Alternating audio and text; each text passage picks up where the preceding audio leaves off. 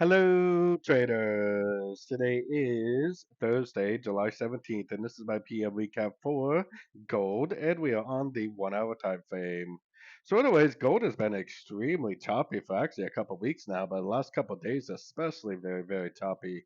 I was thinking this wave B was over and it was possibly going to go down. The problem with that analysis is this move down is really not that impulsive. An impulsive move needs to be waves that are not overlapping.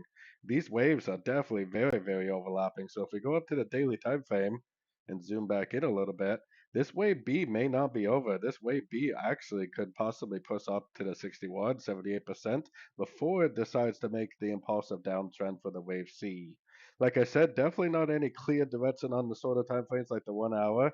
So maybe you can just, obviously there's like a nice little channel going on here. So maybe you can just trade the highs and lows, or you can put your Fibonacci retracement on here and you could observe to see if this move up does end up making like some sort of a three-way pullback to a Fibonacci level. If it does, then possibly it could make a lower high and go down.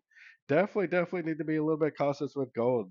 I think one way or the other it's going to break out, and when it does, it will have a lot more clarity about this pattern. So, anyways, don't forget to check out my free Discord channel with the link down here in the corner. Take a look at my website, fxpipcollector.com. And as always, thank you for watching and happy trading.